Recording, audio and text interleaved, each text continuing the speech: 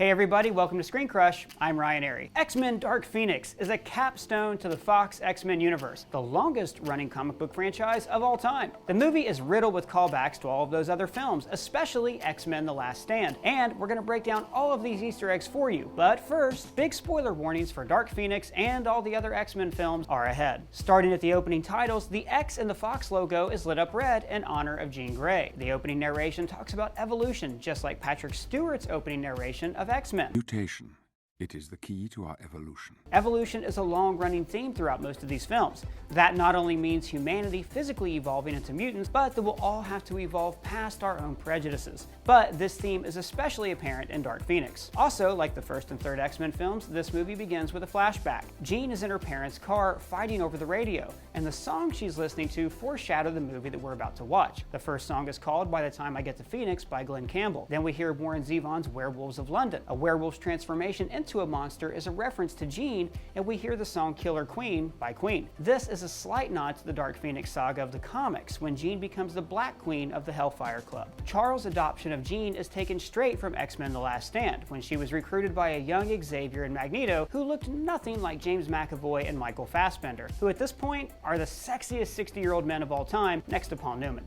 The exterior of the X-Mansion was shot at Hatley Castle in Vancouver Island in Canada. This same location was used in every X film except the original and X-Men First Class. And that's not really an Easter egg, more of a piece of trivia, but I thought it was funny that they went to a castle to film this scene in Deadpool 2. The film begins with the rescue of the space shuttle Endeavour, which in real life launched in 1992, the same year the movie takes place. During that scene, the astronauts say, "Houston, we have a problem," a phrase popularized by the 90s film Apollo 13. Houston, we have a problem. 1992 is also when the X-Men cartoon premiered.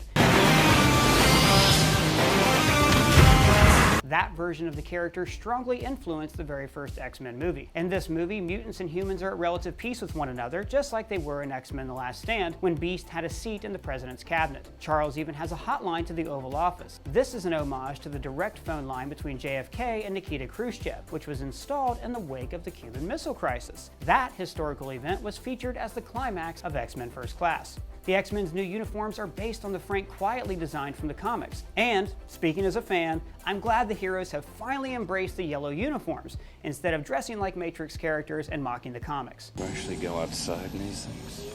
What would you prefer? Yellow spandex? The X-Jet, which for some reason is not called the Blackbird, launches out of the basketball court, just like it did in the original films. The hell is that? A jet. What kind of jet? We don't know. But it comes up out of the basketball court. But in those films, it was because the X-Men were a secret. Now they're heroes in the public eye, so why is it hidden under a basketball court? Why risk the lives of your students so your jet can have a dramatic exit? Then, Jean is possessed by the Phoenix Force, and this is actually a kind of huge continuity error with the rest of the franchise. You see, before, Jean has always had the Phoenix power inside of her all along. In the original X-Men films, she resurrected herself at the bottom of a lake. Supposedly, these films are prequels to that franchise. So, even though Days of the Future Past changed the timeline, which I'll get to in a minute, this should be the same Jean. Also, why did Sophie Turner's Jean turn into a big flaming bird at the end of X-Men Apocalypse? Answer: because they never planned out any of these movies. Jean lays on a table in the lab while Hank examines her, and this is kind of a tongue-in-cheek throwback to the original film, when Wolverine was lying on the table and Jean examined him. The filmmakers made Jean a scientist in that series because they didn't have the budget to bring Beast to the screen. Hank has a nice moment with Mystique when he points out that they're the last of the First Class. He's referring to the film X-Men First Class, the Matthew Vaughn film that started this prequel series. I love it when characters directly reference a movie title. Super Mario Brothers. He said it! He said it! There are lots of mutant cameos in the movie, but my favorite is the Dazzler in her comic-accurate outfit from the 70s. In the comics, Dazzler is a mutant pop star who can turn sound into light. Hey, Sack, loosen up. How about that Dazzler, huh? Didn't I tell you she's something? I like that we're seeing a different side of Charles in this movie too. He's a lot more arrogant and kind of digging his fame. For instance, he says, "I have created a world where children can know peace." This is a far cry from the humble, magnanimous, and sometimes depressed man he's been in the past. Because we're taking bigger and bigger risks. And for what? Please, Tell me it's not your ego. And we see that he's not perfect. He puts blocks in Jean's mind, fixing her when he said that she was never broken. Later, when his life starts to fall apart, he goes through a Ron Burgundy kind of downward spiral. I'm expressing my inner anguish to the majesty of song! Losing his sister, his team. And by the way, the women are always saving the men around here. You might want to think about changing the name to ex-women. And his ex-best friend, the president, totally won't take his calls anymore. When Xavier talks about the first time he met Mystique, he's referencing this scene from First Class. And I like that we get a more realized portrayal of Jean and Scott's relationship. The mutant power couple was mostly used in previous movies to create a love triangle with Logan. What do you see? Scott. And Scott barely made it past the second film.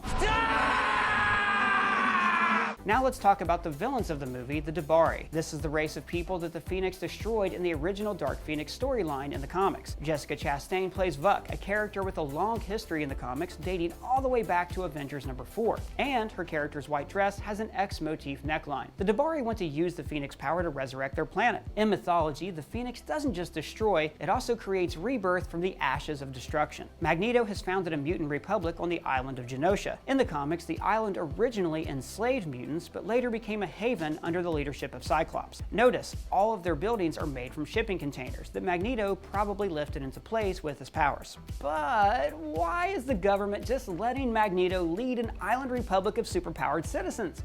This land was given to us by the U.S. government. We have no intention of taking it back. We're not here for They still think he killed JFK. Must have done something pretty serious. What'd you do, man? What'd you do? What'd you do? Why'd they have you in there? For killing the president. He tried to assassinate Nixon, and then he almost ended the world in apocalypse. But I guess all is well? Look, I know who you are. I don't want to fight.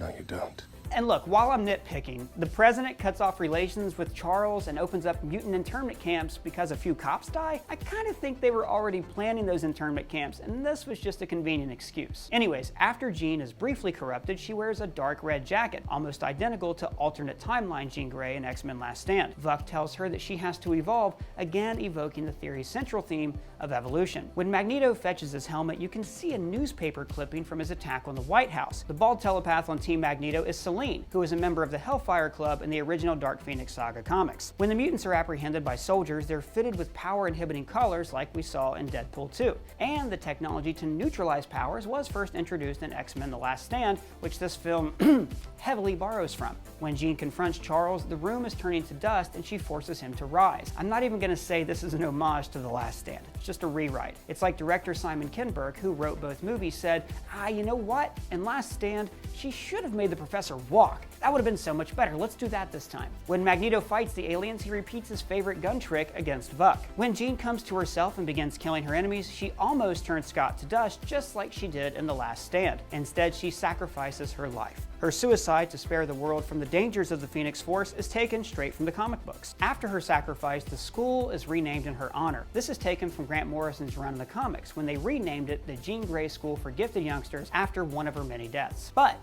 we know that she will return because after Days of the Future Past, Logan returned to the present where Jean was alive and well. And also, there's a shot of the Phoenix birds soaring overhead, similar to the final shot of the Phoenix in X2. Then Charles and Magneto agree to a game of chess, a symbolic hobby of theirs that's been featured in several movies. So, this mostly wraps up this version of the X-Men franchise. What did you think of it? How do you think the X-Men should join the MCU? Let me know in the comments below. And if you're new here, please subscribe.